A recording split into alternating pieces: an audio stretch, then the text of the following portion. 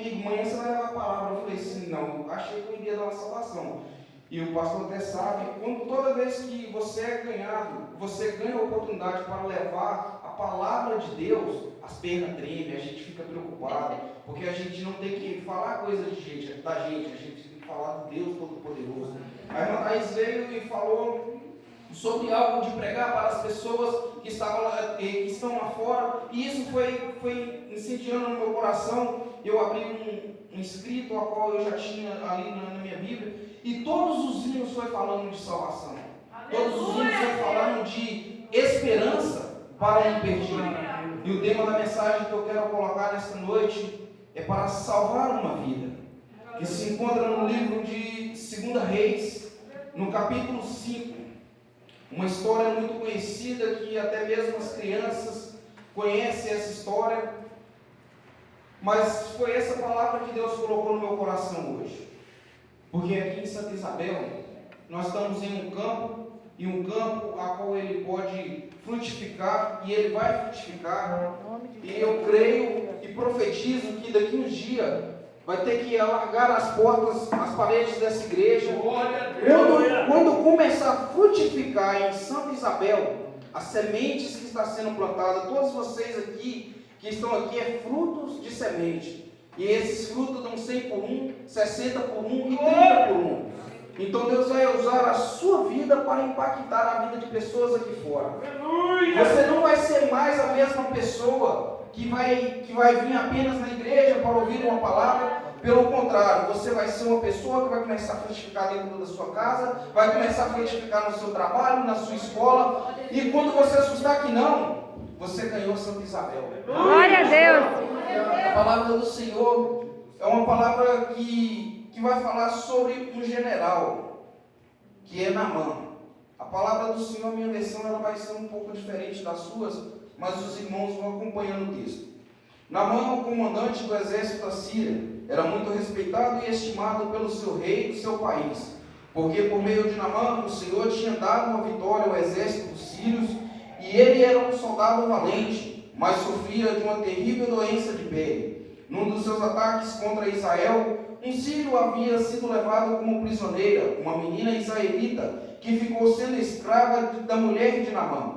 Um dia a menina disse à patroa: eu gostaria que o meu patrão fosse falar com o profeta que mora em Samaria, pois ele curaria a sua doença. Então Naamã foi falar com o rei e contou tudo o que a menina tinha dito. O rei ordenou: vá falar com o rei de Israel e entregue esta carta a ele. Então Naamã saiu levando uns 350 quilos de prata, uns 600 quilos de ouro e 10 mudas de roupas finas. E a carta que ele levava dizia assim: esta carta é para apresentar Naamã, o meu oficial. Eu quero que você o cure.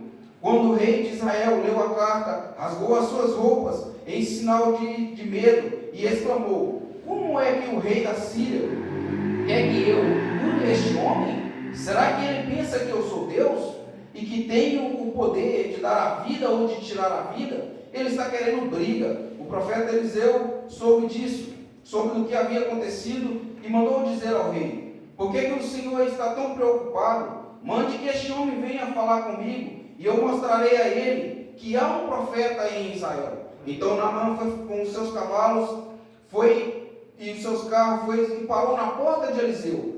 E Eliseu mandou que o empregado saísse e dissesse a ele que fosse lavar 7 vezes no rio Jordão, pois assim ficaria completamente curado da sua doença. Naamã ficou muito zangado e disse: eu pensava pelo menos que o profeta iria sair, falar comigo, que oraria ao Senhor seu Deus, e que passava a mão sobre o lugar doente e me curaria. Além disso, por acaso os rios de Arbana e Farpa em Damasco não são melhores do que qualquer rio da terra de Israel?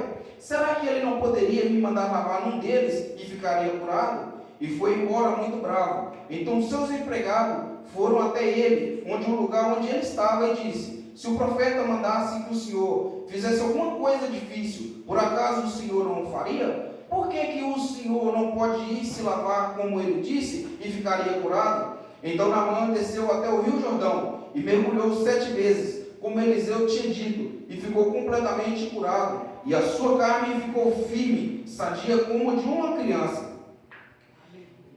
Somente até aqui.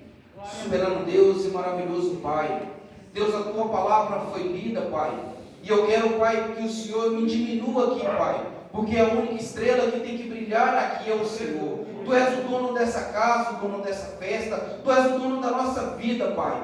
E Deus, no nome santo do Senhor Jesus Cristo, prepara o coração de cada pessoa que está aqui, Pai, porque eu tenho certeza que todos que vieram aqui, Pai, eles não estavam aqui porque planejaram estar aqui, mas porque eles atraíram pelo Senhor, eles foram atraídos ao Senhor a estar aqui.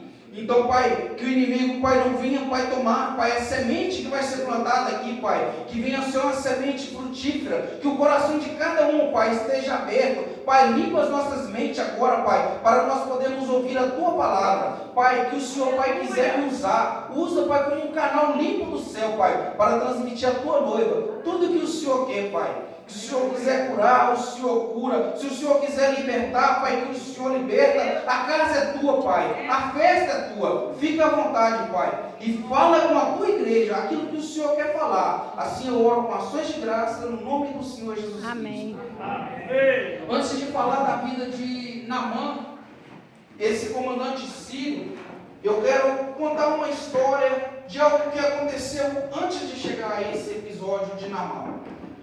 Que tinha um homem extraordinário, um homem que ouviu a voz de Deus, que andou com Deus e decidiu fazer aquilo que Deus quer. E se você, da mesma maneira que está aqui hoje, decidir ouvir a voz de Deus e fazer a diferença, você vai viver coisa que nenhum ser humano viveu. Você vai viver o sobrenatural do Senhor. A história que eu quero contar é a história de Eliseu. Ela vai estar se iniciando em 1 Reis, no capítulo 19. Quando fala que Elias, ele depois que ele foi para o monte, ele estava escondido na caverna. Os irmãos já sabem, depois de ter matado os profetas de Baal, ele estava escondido em uma caverna para não morrer. Deus veio e falou com ele: eu quero que você vá e vai ungir o profeta Eliseu e mais 3 pessoas. Mas Elias, ele não vai a essas 3 pessoas, ele vai direto a Eliseu. Então, para começar a falar da vida desse homem extraordinário chamado Eliseu, quando Elias vai até ao encontro dele, o Eliseu ele estava trabalhando. Então de antemão já quero te dizer uma coisa: esteja trabalhando para você ver o agir de Deus. Não esteja à toa com a mente desocupada, porque Deus ele quer que você esteja trabalhando para ele poder usar você. Você é a próxima pessoa que ele quer usar. Aleluia! Você não sabe que Deus falou com um profeta. Deus já falou com um profeta e já citou o seu nome. Então, não esteja desapercebido. Se aqui na casa de Deus mandar você limpar os bancos, organizar os bancos, ou colocar um ventilador, não sei qual a sua profissão, ou fazer qualquer coisa, fazer um púlpito, esteja trabalhando para Cristo, porque você é a pessoa que Ele quer usar. Deus ele quer usar você, Ele quer transformar a sua história. Não esteja assim desapercebido, não, porque o tempo todo o inimigo ele vai tentar fazer você parar, ele vai tentar fazer você desanimar.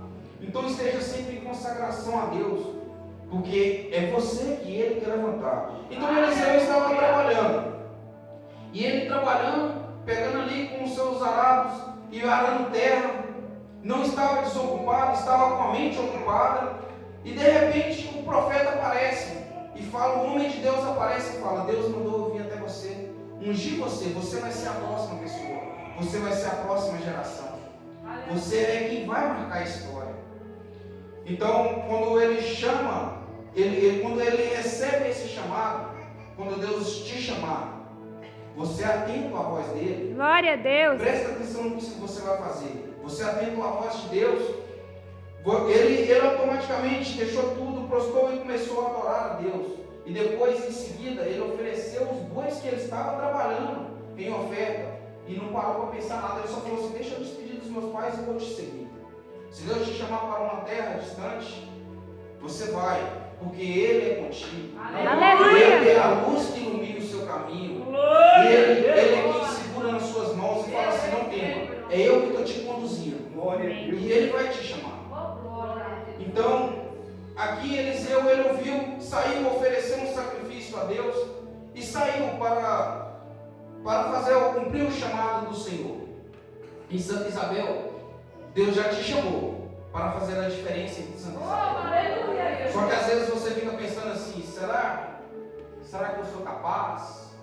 Mas a minha família, ela não crê. Olha da onde que Deus me tirou daqui. O pessoal daqui me via e falava que comigo não ia ter nada, que eu não ia conseguir nada. Ele sabia como eu era, a situação como eu vivia. E às vezes a vergonha pode te parar, ou o medo pode te impedir de cumprir o chamado de Deus. Eliseu poderia ter medo. Eu ser um profeta de uma grande nação como essa? Não. Ele não teve medo. Ele falou, se Deus me chamou, eu vou. Se Deus te chamou, glória Ele te a Deus. capacita. Se Amém. Deus te chamou, Ele vai fazer algo grande na sua vida. Glória Ele a quer Deus, primeiramente aleluia. somente uma atitude sua. Para Ele trabalhar, uma atitude sua basta. Eis-me aqui, Senhor. Então, se hoje Deus está falando com você, e talvez já falou, já até te mostrou um projeto, faz isso, meu filho, que você vai ganhar a sua família inteira para Cristo. E você tem medo de às vezes chegar na sua família e falar assim, ó, Jesus te ama, Ele tem um plano na sua vida, Ele quer mudar a sua história. Ah, mas minha família não crê. Talvez eles estão para eles crer, eles precisam que você vá. Então, eu não sei qual é o projeto que Deus está te revelando você aí nesta noite. Porque Ele está soprando na sua mente. Não pensa assim, isso é coisa do inimigo, esse projeto. Não.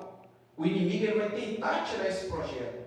Isso é algo grande que Deus está colocando em você para você realizar. Glória a Deus. E aqui em Santa Isabel, você vai fazer a diferença. Você vai começar a fazer a diferença aqui. Talvez você esteja em um lugar pequeno. Você vai começar a fazer a diferença aqui. Para Deus soprar o seu nome nas nações. Glória a Deus, aleluia. Então, não pensa você, é coisa da minha cabeça. Não, porque não é. É algo grande. Deus, Ele soprou no seu ouvido. Ele está falando com você. Intimidade com Deus. É isso aí que Ele quer, relacionar com você. E o segundo ponto que eu quero falar da vida de Eliseu, que quando ele foi chamado, depois de 1 Reis 2, do 1 ao 8, vai contar uma história, que Eliseu, ele sabia que o profeta Elias, ele iria para o céu. Algumas pessoas, alguns profetas tentaram parar ele. Eu te disse que Deus vai soprar o seu nome sobre as nações, que vai mudar a sua história, mas também eu tenho uma notícia também para te dar. Às vezes as pessoas vão tentar te parar. E às vezes, pessoas que às vezes você fala assim, não acredito que essa pessoa, ela vai tentar me parar. Porque aqui fala que os profetas, pessoas que já tinham experiência, que estavam na escola de profeta, tentaram parar ele. Às vezes, pessoas de dentro da sua casa, da sua família, eles vão tentar parar o seu ministério, só que não deu ouvido. Quando você for orar, fala assim, Deus, tampa meus ouvidos para as coisas malignas, que o maligno tentar falar, e destampa os meus ouvidos para eu poder ouvir a sua voz nítida. Eu quero ouvir a tua voz, eu quero transmitir através da minha boca vida. Eu quero olhar e ver o agir do Senhor. Todo o seu corpo, ele vai louvar ao Senhor. Então, pede a Deus para fazer com que todo o seu corpo se desvie do mal e o seu corpo possa andar em santidade com Deus. Então feche os olhos para o que é mal, feche os olhos para as pessoas que tentaram te parar e abra os olhos para ver você lá na frente. José, quando ele contou o sonho, ele teve sonho, a vida de José toda, ele sonhou em governador e a vida dele toda ele foi governador. Então, às vezes as pessoas da família dele tentou parar ele, mas ele se via como governador, ele se postava como governador. Você se vê como um homem, como um servo de Deus, não apenas como um homem, um servo de Deus e uma mulher de Deus, mas você é filho amado de Deus. Então se olhe para você e veja como filho. Eu sou filho e sou herdeiro. Quando Satanás tentar te parar, você pode trazer a sua memória. Satanás é um derrotado e é um condenado. E eu não, eu tenho poder, eu tenho livre acesso ao Deus Todo-Poderoso através do sangue de Jesus. Por mais que eu tenha errado, por mais que eu tenha pecado, por mais que às vezes eu fiz coisas que desagradam a Deus, o sangue dele me purifica. E Satanás não vai parar no ministério. Você pode falar isso, você é autoridade sobre isso. Glória a Deus. Então as pessoas tentaram parar ele. E quando tentou parar, ele não deu ouvido, ele falou, não, eu vou continuar caminhando. E foi caminhando, ele passou por Gigal, Betel, Jericó, e todos eles falavam, para, porque Deus falou que vai levar ele. E quando foi para o Jordão, foi só os dois.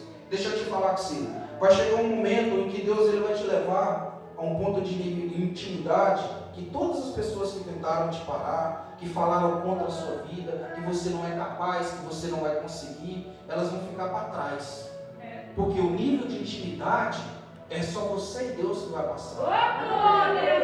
Então Eliseu ele vai passar e Elias faz uma promessa para ele: se você ver eu subindo, você vai receber, que ele queria receber porção dobrada dos outros profetas.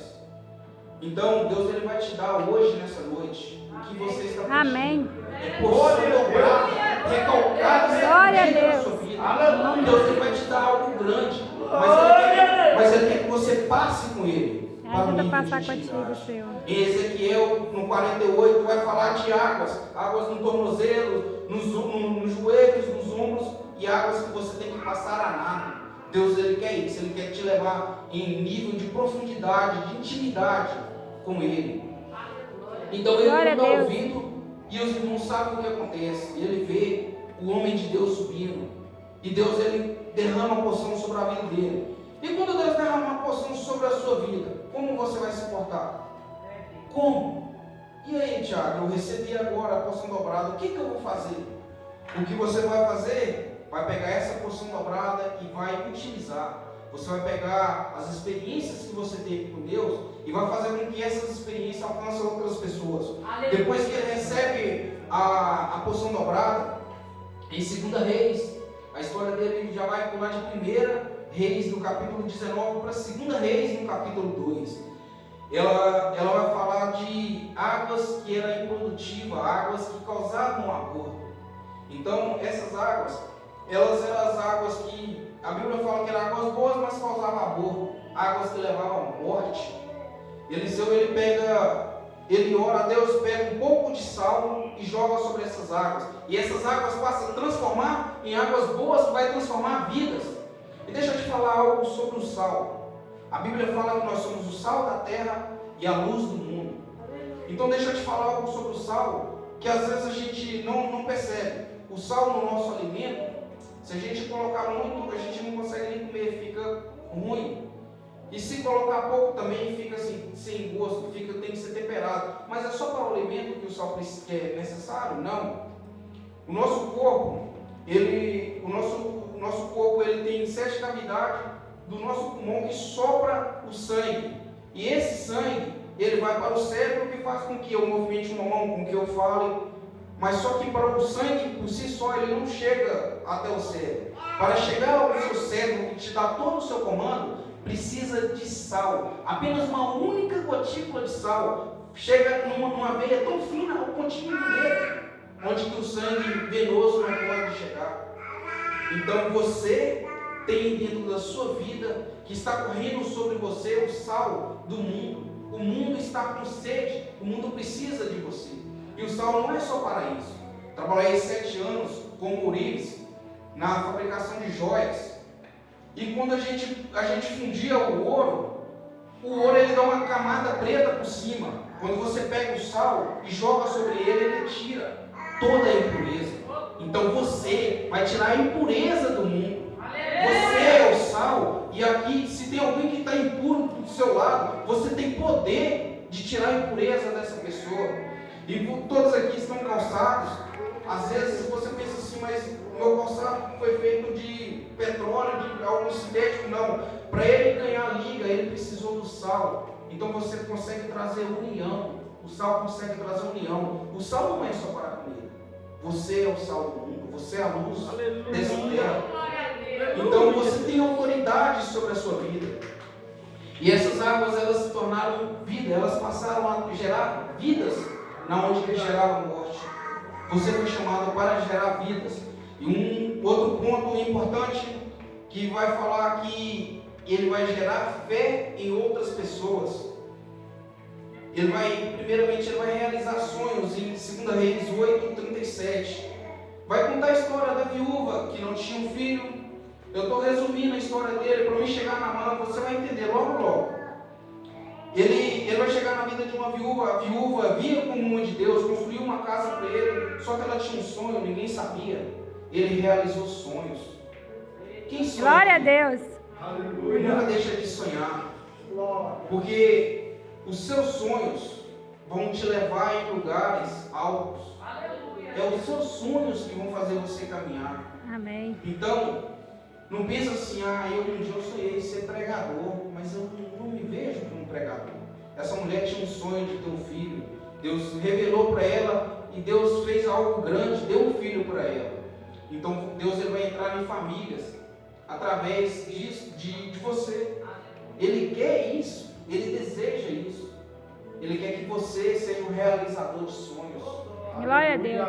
Você vai ser parte dessa obra de uma pessoa. Às vezes uma pessoa, ela sonha, eu quero ser médico, e às vezes ela não tem condição. Você talvez vai ser um passaporte para ela ser médico. Às vezes a pessoa quer ser um cantor, e você talvez não tem como investir na vida dessa pessoa, mas talvez você com a sua palavra, olha, não desiste não, você vai conseguir. Você vai realizar sonhos de pessoas. Amém. Deus ele não te chamou para gerar medo nas pessoas, causar sim traumas, mas Deus te chamou para ser um realizador de sonhos. Glória a Deus. E você é capaz de fazer isso. Ele não sabia, Deus revelou. Deus vai te revelar o oculto e o escondido. Aleluia. E depois a história não para por aí. Ele em 2 Reis, no capítulo 2, no capítulo 4, ele vai, no capítulo 3, na verdade, ele vai resolver o problema de outras pessoas. Você também vai ser chamado e tem estratégia para isso. Eu vou te contar a história do que acontece. A história que acontece de 3 reis, eles vão sair e entrar em uma guerra que não era deles. E eles vão, nessa guerra, eles vão sair sem consultar ao Senhor. Inclusive Josafá, rei de Israel, estava numa dessa guerra. Eles foram andando para o deserto a ponto de cansar, a ponto de perderem as suas forças. E o inimigo, e quando eles estavam cansados, era um alvo muito fácil para o inimigo. Só que Deus ele se levantou no trono por causa de um homem que estava lá. Glória a Deus. Ele se levantou e falou: vou te dar a estratégia. Deus ele vai dar a estratégia. Deus deu a estratégia de cavar a cisterna. Imagina você num deserto, cansado, e Deus fala assim: chegou a sua hora de cavar a cisterna. Você, Deus, mas se eu vou cavar a cisterna, chegou a hora de você dar um abraço naquela pessoa que às vezes está fraca na fé. Chegou a hora de você fortalecer alguém. Mas eu estou fraco, Deus, eu já estou sem força, eu já não aguento, eu sou um alvo fácil para o inimigo. Não. Porque Deus, quando Ele te dá uma estratégia, segue essa estratégia. Eles cavaram cisterna num lugar deserto onde que não havia água. Deus faz da noite, quando eles estão já exaustos, à noite eles deitam, o inimigo se aproximando, Deus faz águas descer sobre as cisternas que eles tinham cavado. Então, a estratégia de Deus vai confundir o inimigo. Através disso, eles venceram o inimigo. Porque o inimigo viu, o sol refletiu, eles acharam que era sangue e veio e se tornaram um alvo fácil. Quem estava fraco, venceu a guerra. Aleluia. Deus hoje está te levantando para te dar uma estratégia. Se você não sabe qual, fala: Deus, qual que é a estratégia? O inimigo está batendo na minha porta. Eu não tenho força, eu não aguento. Eu estou ao ponto de desistir. Eu estou ao ponto de entregar o meu ministério. Eu estou ao ponto de tirar a minha vida. Qual que é a estratégia, Deus? Em um mundo que a gente hoje está vivendo, isso o jornal não vai divulgar isso, mas as pessoas estão deprimidas, as pessoas estão tirando a sua vida. Então, num mundo que as pessoas não querem mais viver, Deus vai te dar uma estratégia para alcançar essas pessoas, para tirar essas pessoas. E às vezes a gente se encontra numa situação dessa. Nós somos seres humanos. E às vezes os problemas da vida batem com tanta força na nossa porta, que a gente pensa assim: já acabou. Já não tenho mais esperança, vou entregar tudo. Vou entregar o meu ministério, vou conversar com o meu pastor, eu na minha igreja, eu sou diácono. Várias vezes eu sentei com o presidente do diaconato e falei assim, eu vou entregar. E quantas mil vezes eu pensei assim, eu não aguento, eu vou entregar. Só que Deus, Ele sempre vai te dar uma estratégia. Aleluia! Na hora quando você pensa que você está fraco, que você não aguenta, é aí que você está forte. Glória a Deus. Porque quando você pensa assim, não, eu estou forte, você está lutando com a sua força, com a sua capacidade, com o seu intelecto, com o seu dinheiro. Mas quando o médico fala assim, não tem jeito, você vai morrer. Quando a cobrança parte na porta e você não tem condição, não tem meio de onde tirar, você pode tirar de Deus. Glória a Deus. Ele é o seu tudo. Então não lute com as suas forças. Enquanto você estiver lutando com as suas forças, você vai se cansar e vai ficar fraco, igual esse exército. Esse exército, eles estavam lutando com as forças dele e ficaram fracos. Mas quando eles foram e pediram a estratégia de Deus, Deus mudou o quadro. E eu já estou quase chegando na vida de Naamã, você vai entender que Eliseu, ele teve que passar isso tudo para Naamã ser salvo. O próximo, ele vai mudar decreto.